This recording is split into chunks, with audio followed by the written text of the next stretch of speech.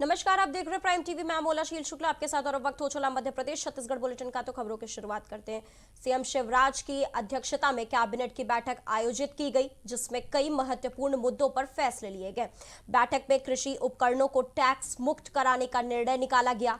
वहीं किसानों को 0% ब्याज पर पैसा देने का फैसला लिया गया है। वहीं बैठक को लेकर गृह मंत्री नरोत्तम मिश्रा ने और क्या कुछ कहा है, आइए आपको सुनाते हैं। मध्य प्रदेश कैबिनेट की बैठक आज विधानसभा के समिति कक्ष में माननीय मुख्यमंत्री शिवराज सिंह जी चौहान की अध्यक्षता में संपन्न हुई। आज किसानों की दृष्टि से, आज उद्योगों की दृष्टि से काफी महत्वपूर्ण निर्णय इस कैबिनेट में लिए। टैक्स जो लगता था,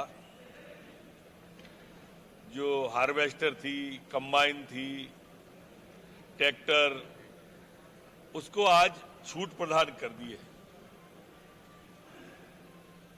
1% किया गया है, जो 10% तक थी। पहले 6 थी, फिर 10 हुई, अब फिर 1 कर दी। लगभग इस तरह के पूरे खरीद पर एक किसान को 2.5 लाख रुपए का फायदा होगा, जो अपने आप में काफी बड़ा निर्णय है। एक अन्य निर्णय में किसानों को 0% ब्याज पर पैसा दिया जाने का, जो सरकार शिवराज सिंह जी की सदैव से देती आई है, उसका निर्णय हुआ और लगभग 1000 करोड़ के आसपास की राशि इसमें व्यय की जाएगी। उद्योगों की दृष्टि से जो हमारी जीएसटी की व्यवस्था लागू हुई थी, तब से जो हमने उद्योगों को छूट दी हुई थी, वो उद्योग बड़े भी थे, एमएसएमई के भी थे,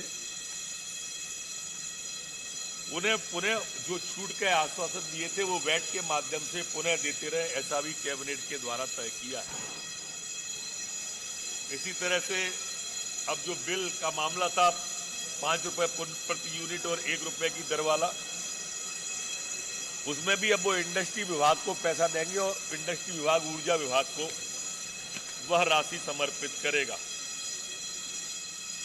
आरईसी के भुगतान हेतु 684.27 करोड़ की refinancing central bank of India के ऋण पुनर्भुगतान के लिए 684 करोड़ रुपए की प्रत्याभूति प्रदान।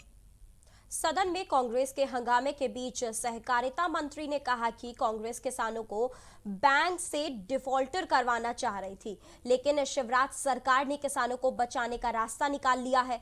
साथ ही उन्होंने कहा कि आरोप लगाना और सदन न चलने देना कांग्रेस की ये पुरानी आदत है।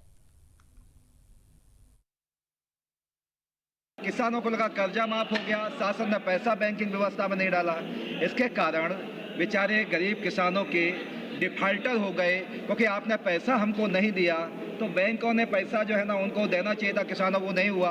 उन्होंने किसानों ने पैसा जमा नहीं किया, तो डिफाल्टर किसान करने के भी एक कांग्रेस की साजिश है, चाल है। इसलिए मध्य प्रदेश के मुख्यमंत्री शिवराज सिंह चौहान ने अभी 800 करोड़ रुपए किसानों के खाते में व्यवस्थित चले जाएं, इसलिए हमारे पैक्स सोसाइटियों को जिंदा रहने के लिए दिया है। ये कांग्रेस के पाप है।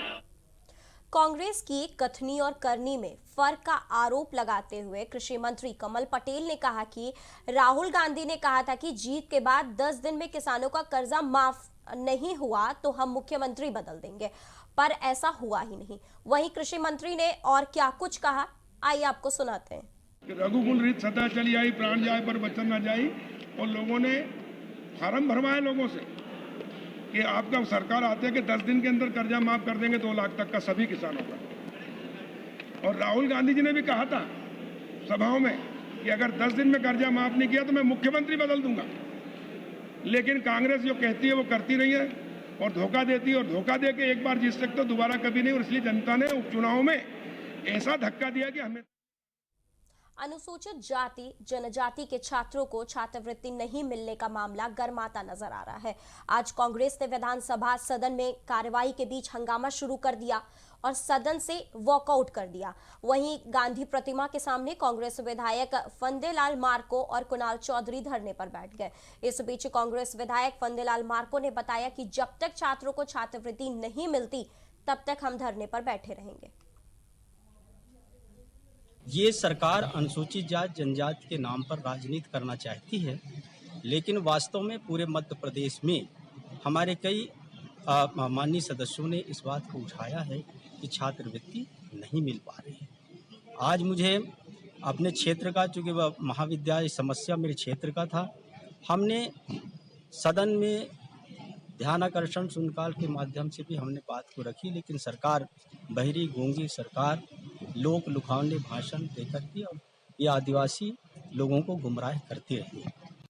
में कोरोना वैक्सीन का दूसरा टीका लगने का कार्य प्रारंभ हो चुका है।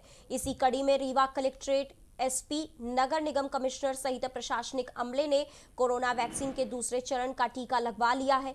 कलेक्टर रीवा इलैरियाजा टी ने जनता से अपील की है कि 60 साल से ऊपर वालों को कोरोना वैक्सीन का टीका जरूर लगवाना चाहिए। रीवा कलेक्ट्रेट ने मीडिया को जानकारी देते हुए बताया कि कोरोना वैक्सीन टीका लगवाने से कोई भी साइड इफेक्ट नहीं होने वाला है। सभी लोग जागरूक हों और आगे जाकर कोरोना का टीका जरूर लगवाएं। वहीं सभी स्वास्थ्य केंद्र और संजय गांधी अस्पताल में कोरोना टीका लगवाने की व्यवस्था की गई है।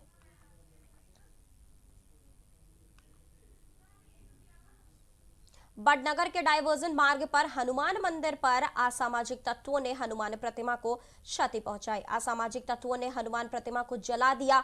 बता दें कि नगर में स्थिति मंदिरों में भगवान की प्रतिमा को नुकसान पहुंचाने की 4 दिन में यह दूसरी घटना है। इस घटना से शहर के हिंदूवादी संगठनों में जमकर आक्रोश है और असामाजिक व्यक्ति पर कार्रवाई की मांग की जा रही है। इसको लेकर हिंदूवादी संगठनों ने उज्जैन से लेकर रतलाम तक के सारे मार्ग पर चक्का जाम कर दिया है।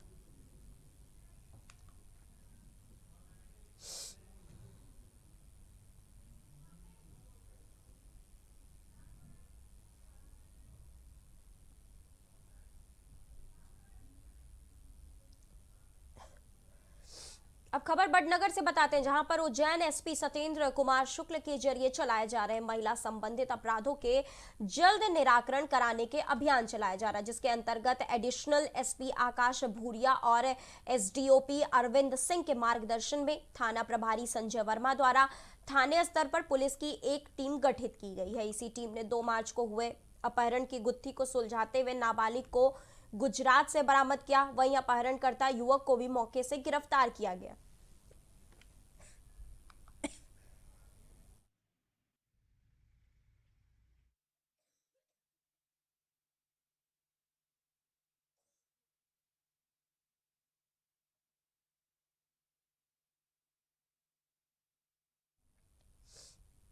धार जिले के डही थाना अंतर्गत ग्राम रेवदहा में रहने वाली डीएसपी भीम सिंह अरवाल ने अपने गृह ग्राम में फांसी लगाकर अपनी जीवन लीला समाप्त कर दी।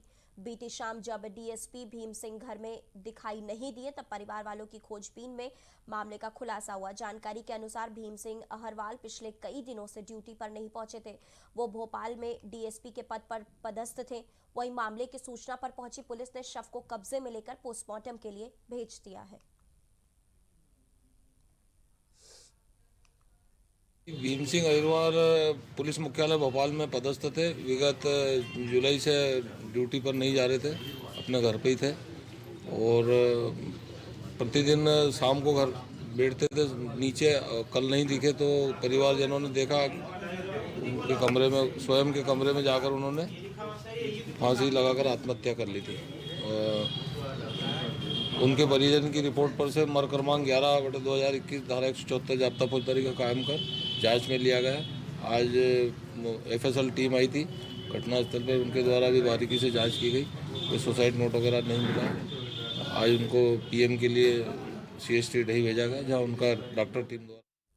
उज्जैन जिले के खाचरौत तहसील में स्थित प्राचीन भेरूजी देव नारायण जी की मंदिर स्थापित किया गया है।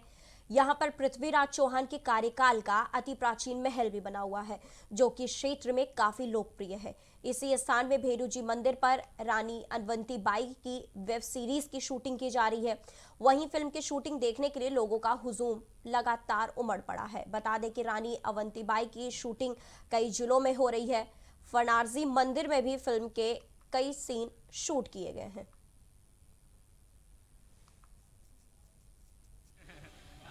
को बहुत खुशी हो रही है इस किरदार में निभाने के लिए। क्योंकि वो जो रानी अवंतीबाई थी वो बहुत शक्तिशाली थी, बहुत ही अच्छी थी और न्याय करती थी। मेरे एक्सपीरियंस से तो रानी अवंतीबाई लोधी का किरदार बहुत ही अच्छा रहा होगा। और उन्हीं में से एक नाम है वीरांगना रानी अवंतीबाई लोधी का, जो मंडला जिले के रामगढ़ राज्य उनके पास था। अंग्रेजों से उन्होंने लड़े, अपने प्राणों का बलिदान दिया, खुद को मिटाया, राज्य खोया, लेकिन उसके बाद भी इतिहास में इतना उचित स्थान उन्हें नहीं मिला हुआ। तो हम लोगों ने कोशिश की है कि उनके ऊपर वेब सीरीज बनाएं और लोगों के बीच में उनका इतिहास जिसे दबा दिया गया है वो लेकर आएँ। उसी के लिए हम लोग रानी स्वॉर्ड ऑफ फ्रीडम रानी अवंतीबाई लोधी के नाम से एक वेब सीरीज। उज्जैन में आयोजित जन सुनवाई में एक विधवा महिला ने अपने सास ससुर और बच्चों के साथ उज्जैन कलेक्ट्रेट के समक्ष पहुंची। पीड़ित महिला ने एडीएम नरेंद्र सूर्यवंशी के सामने मामले की शिकायत करते हुए बताया कि पीड़ित के घर पर एक महिला के द्वारा किराए के नाम पर अवैध कब्जा कर लिया गया है। महिला ना तो मकान का किराया देती है और न ही मकान खाली करती है। वहीं पीड़ित महिला और उनके परिवार को गुंडों से डराया धमकाया जाता है। वहीं पूरे मामले पर एडीएम नरेंद्र सूर्यवंशी ने कार्रवाई के आदेश दे दिए हैं। सर, मैंने मेरा मकान खाली करने के लिए एक आवेदन दिया है। कलेक्टर साहब को निवेदन किया है कि हमारे मकान में मेरे पति की मौत के बाद एक किराएदार है जो मकान का ना तो किराया देती है और मैं जाती हूँ तो धमकी देती है, और एक ब्रजमोहन यादव है जो उसके साथ वो मिलके और वहाँ 8-10 जने खड़े रहते हैं। और मेरे बुजुर्ग सास ससुर है, 80 साल के मेरे ससुर जी है और मेरे बच्चे छोटे हैं क्या। और हम जाते हैं किराया लेने तो बोले तुमसे बने जो कर लो, मैं किराया नहीं दूंगी और आप जिसको भी ला सकते ले आओ, और चाहे तो केस लगा दो। तो मैं केस लगाने में अक्षम हूँ क्योंकि मेरी कोई क्षमता नहीं है कि मैं केस कचौरी दौड़ सकूँ, क्योंकि मेरे बुजुर्ग सास ससुर है और मैं उनको लेके और कहीं जा नहीं सकती। घर पे किराने की छोटी सी दुकान है जो मैं चलाती हूँ, जिससे मेरे। इसी के साथ मध्य प्रदेश छत्तीसगढ़ बुलेटिन में फिलहाल इतना ही, लेकिन देश दुनिया की तमाम खबरों के आप लगातार बने रहिए प्राइम टीवी के साथ।